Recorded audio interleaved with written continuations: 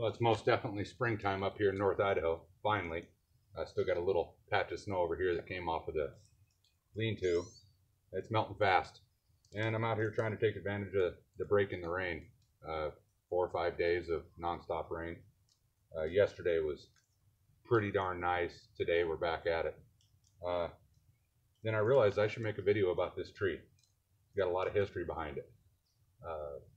Where do I start? I would assume this tree is 11 years old. Now, back in 2009, the economy crashed for some reason or another. Can't put my finger on it yet. I was laid off from my career as a heavy equipment mechanic for a Caterpillar dealer back in southern Idaho. And there were no jobs out there. So I said, screw it, and I grabbed a backpack and a tent, and I hopped on a ferry boat in Bellingham, Washington, and decided to go backpack the southeast chain of Alaska. Nothing else to do. Plus, back in the early 60s, my pops was working up there and got his draft notice in the mail, and he had always talked about the beautiful ride he took back to the States on a ferry boat down the Inside Passage. So I always had kind of a dream to do that. So I decided to follow in his footsteps and hop on these ferry boats and go explore Alaska.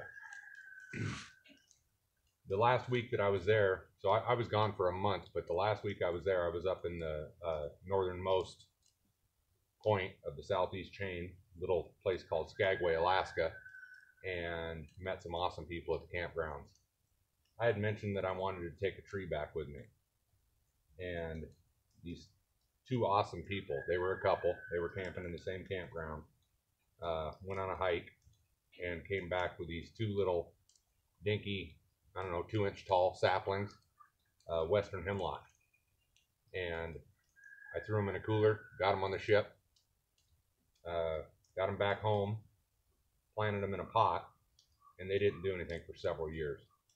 They just sat there kind of stagnant, did everything I could to try to make them healthy. But by the time I transplanted this thing 3 years later, 2012? No, I think I put it in the ground up here in 2013.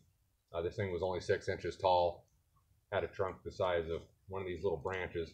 The tree probably consisted of just this branch right here, the top of this branch. And it made itself right at home here in North Idaho. And now we're talking 5 feet tall or better. And this thing's growing at a rate, a foot a year. And one of the main characteristics of a hemlock is that it's got the top that bends over. Not worried about that, but it's getting awful spindly up here. So I protect this tree with my life, and each year scratch out the dirt, add some fresh compost. You got to see what my compost has done this year. This stuff is absolutely phenomenal. It's my best year yet.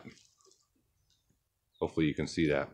But this is, kitchen scraps, eggshells, coffee grounds, chicken manure, and this has been aging for just over a year now. So each year I replace some of the top dirt here with some good compost with good nutrients. And that's the story of my hemlock tree.